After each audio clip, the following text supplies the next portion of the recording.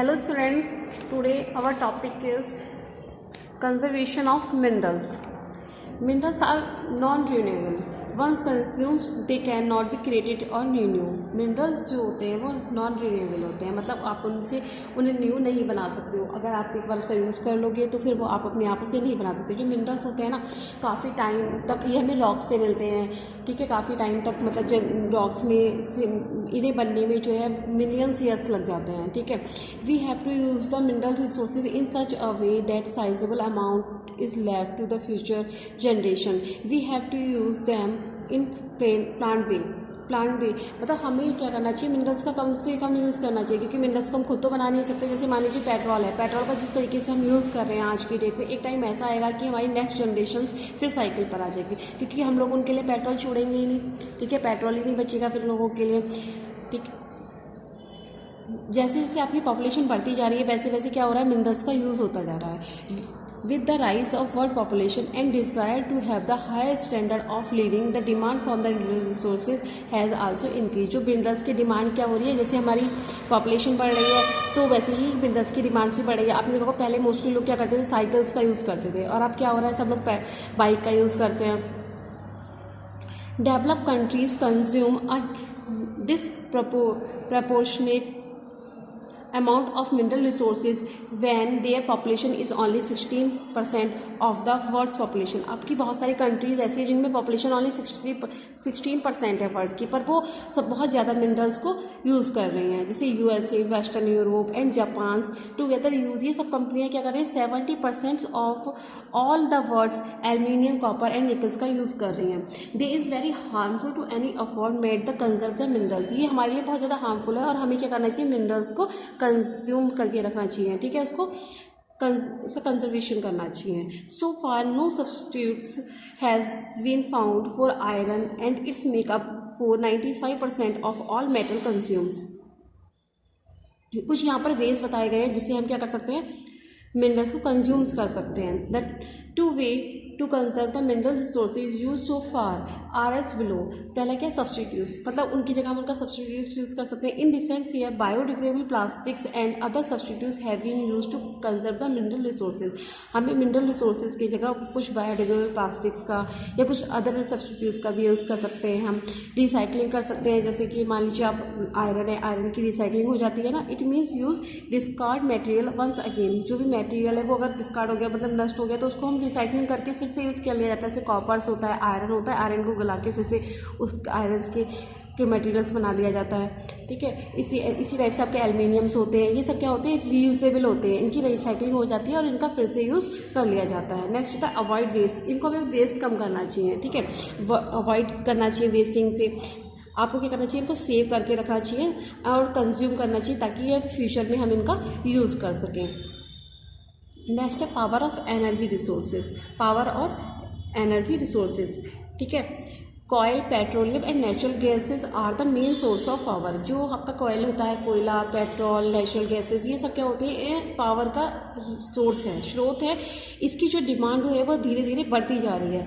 There demands has been increasing with the economic development in the world. जैसे जैसे हमारे world का development हो रहा है तो इनकी डिमांड जो है क्या हो रही है, बढ़ रही है। Recently the use of atomic energy, tidal energy, solar energy and wind energy has been tried to supplement this increasing the demand of the power. मतलब जैसे इसकी इस पावर की डिमांड बढ़ रही है तो इसके स्पेस पर हम इन सब atomic energy, solar energy, wind energy, इन सब का भी यूज़ कर सकते हैं, ठीक है। नेक्स्ट आपका जो फॉसिल फ्यूल्स आते हैं आपके coal, minerals, oil and natural gas are minerals of the organic organs. ये जो होते हैं ये मिनरल्स जो होते हैं किसके होते हैं, जो coils, minerals, oil, natural gas होते हैं, ऑर्गेनिक मिनरल्स होते हैं हमारे, ठीक है। ये जो है ऑर्गेन किससे होते हैं, ऑर्गेनिक से होते हैं। इनको हम बोलते हैं फॉसिल फ्यूल। इन्हें फॉसिल फ्यूल्स क्यों बोलते हैं, they are called fossil fuels because क्या होता है, प्लांट्स और एनिमल्स क्या होते हैं, सॉइल के नीचे बरीड हो जाते हैं, मतलब दफन हो जाते हैं बहुत सालों बाद, और फिर वो जो है वहाँ पे उनको एयर वगैरह नहीं मिलती है तो वो किसमें, हाइड्रोकार्बन्स में कन्वर्ट हो जाते हैं। They were formed from the plants and animals remain that got buried under the soil million of the year ago। पहले मतलब बहुत साल, मिलियन ईयर पहले वो क्या हो गए थे, दफन हो गए थे, बरीड हो गए थे सॉइल के नीचे। वहाँ पर उनको कहाँ अब एयर नहीं मिली तो वो किस में कन्वर्ट हो गए, आपके हाइड्रोकार्बन में कन्वर्ट हो गए। Minerals, oil and natural gas are generally found in sedimentary rocks that were once under shallow seas. जो आपके मिनरल्स हैं और मिनरल्स ऑयल्स हैं और नेचुरल गैसेज हैं वो कहाँ मिलती हैं आपको? सेडिमेंट्री रॉक्स में मिलती हैं, जो कहाँ पे? समुद्र के बहुत अंदर जाके मिलती हैं। Decompose remain of the marine organism. जो मैरीन ऑर्गेनिज्म होते हैं, एनिमल्स होते हैं, मैरीन क्रिएचर होते हैं, वो कहाँ बरीड हो गए हैं? वो इसमें मतलब इन रॉक्स में नीचे बरीड हो गए और फिर ये किसमें? ऑयल में और गैसेस में कन्वर्ट हो गए। Heat and pressure of overlying rocks. Rock के हीट और प्रेशर से किस में कन्वर्ट हो गए? ऑयल और गैसेस में कन्वर्ट हो जाते हैं। The oil and gas got sunken under the pressure of overlying rocks. जो उसके बाद क्या होता है, इससे हमें जो ये इसमें कन्वर्ट हो जाते हैं ना प्रेशर से, मतलब किस में कन्वर्ट हो जाते हैं? ऑयल में और गैस में, ठीक है। उसके बाद इन पे रॉक्स बन जाती हैं, उसका प्रेशर इनके ऊपर पड़ता है। उसके बाद हम इसका क्या होता है, इसको ड्रिल करके निकाल कर इसका यूज़ करते हैं। Today the reserve are found trapped beneath layer of the implement rocks and anticlines of the sedimentary rocks. All the sedimentary rocks of the world are potential oil bearing rocks. जो आपके world से mostly जो sedimentary rocks होती है ना, उसमें हमें क्या मिलता है? ऑयल मिलता है। जो ऑयल होता है वो आपको सेडिमेंट्री रॉक से ही मिलता है। इट इज़ इसका जो इकोनॉमिकली हम इसका ऑयल का यूज़ करते हैं। It is not economical viable to extract oil everywhere. Area is the large deposit are called reservoir rocks. जो एरिया जहाँ पर हमें ज़्यादा एरिया जो जिस एरिया में हमें ऑयल्स मिलता है ना लार्ज क्वांटिटी में, उसे हम बोलते हैं रिजर्वायर रॉक्स, ठीक है।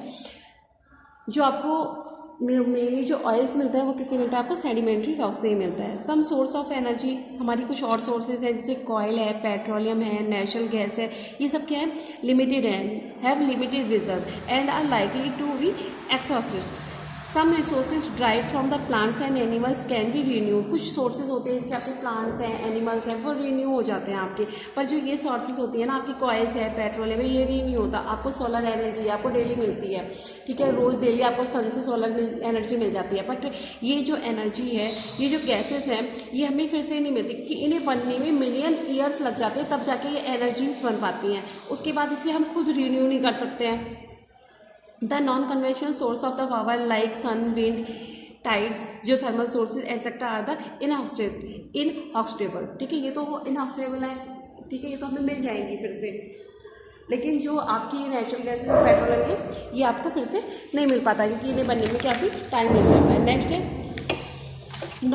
Non renewable resources.